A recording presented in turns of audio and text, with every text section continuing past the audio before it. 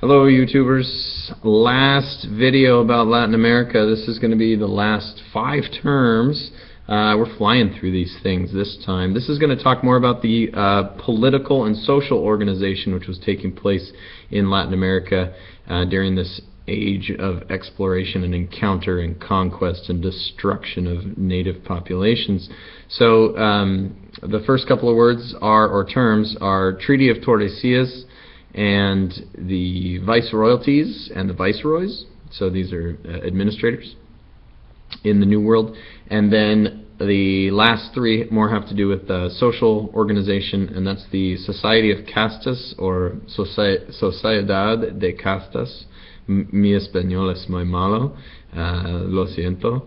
And then Peninsulares and Creoles. So let's get started first with the political words and start with the Treaty of Tordesillas. So the Treaty of Tordesillas was an agreement which was basically meted out by the Pope, the Catholic Pope, in order to determine where settlement of Spanish and Portuguese claims could be. So Spanish and Portuguese claims to land were on this line of demarcation, which was a north to south running line, which said essentially that Spain gets to settle everywhere on this side of the line and Portugal gets to settle everywhere on this side of the line, except, oops, Portugal just had a tiny little bit which would later become Brazil. So it's essentially the reason, the significance of this Treaty of Tordesillas is the reason that Portugal was only able to claim that chunk of land, Brazil, essentially. And Spain was able to lay claim to just about everything else. Again, it was at the time where nobody really knew how much land there was out there, and so they took their best guess, and Spain ended up with kind of a tremendous advantage politically because they were able to control this land. Although they would later lose all those colonies to independence movements, but that's another story, another unit. Spain was able to set up what was called Viceroyalties, and these Viceroyalties were there's 2 of them to begin with, and they essentially set up the centers for political administration in these Viceroyalties. So the Spanish struggled with how they were going to politically organize this new empire, and so the Viceroyalties was a tie to the crown, where essentially they would set up laws and collect taxes and administer justice in a way that made sense according to Spanish law. And so viceroys were the names given to the leaders who controlled these areas, these viceroyalties. And there would later be many more viceroyalties because of the great amount of land that Spain was able to control. But it was a way for them to kind of govern these smaller provinces and colonies on behalf of the king and queen. The church also had a large role in this, namely because of their role in determining which land could be taken by whom. So the social things that occurred during this time were probably the most fascinating in any time in history, I think. And what we saw developing in the New World, especially in Latin America, was this interesting mixing of people. So the Sociedad de Castas referred to the miscegenation, and miscegenation essentially means the mixing of genes that occurred during this time period. So a lot of the Spanish explorers who came over, as I mentioned earlier, were 2nd or 3rd sons. They were not the primogeniture, the firstborns who were just going to inherit everything. They didn't have to do anything with their lives anyway.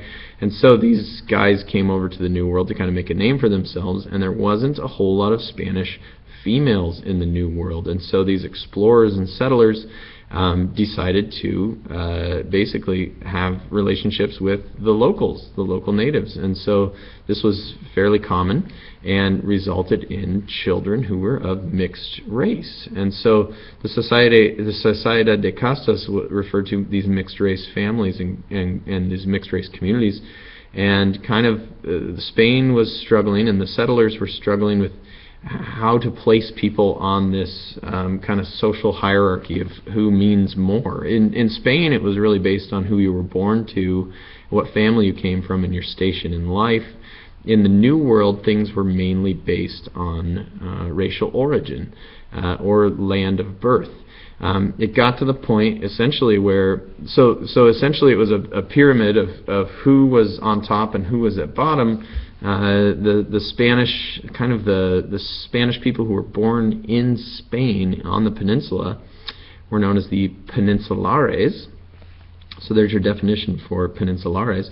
Peninsulares were those Spanish people, those white people, who lived in or were born in Spain on the peninsula. They were the highest ranking in the New World according to them because they were the most Spanish. They were born in Spain. That's where they came from, and so they were the most Spanish. Many of them were also educated in Spain, and so they felt like they had this real tie to the motherland, and therefore they were the most important. These were the Peninsulares.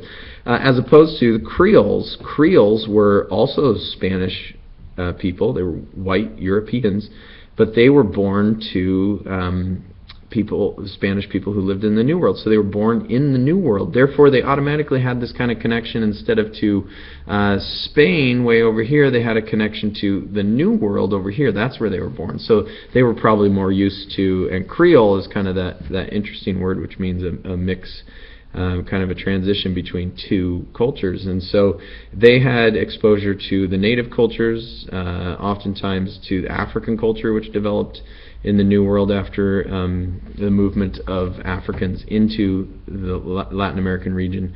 And so the Peninsulares felt themselves to be highly superior, and the Creoles really resented this because the Creoles were the ones who were there to stay. They felt like that was their homeland, their home turf, and so they were often the ones who were in charge of political administration, but they were somewhat looked down upon by those Europeans, the Spanish Europeans, who saw them as somehow less than because they lived there. So these Creoles, incidentally, were the ones who would incite movements to rebel because of their tremendous amount of work and authority that they had in the New World, and the fact that they weren't viewed as equals to the Europeans.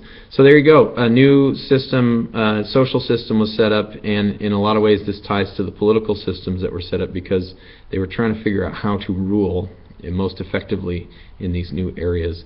All right, so we're going to probably cut it out for this chapter 19 on Latin America. That's the end of the vocab that we're going to look at, and we'll discuss some of this more in class. And we'll be back later on this week with some more stuff on the African involvement in Latin America. So stay in touch and be awesome.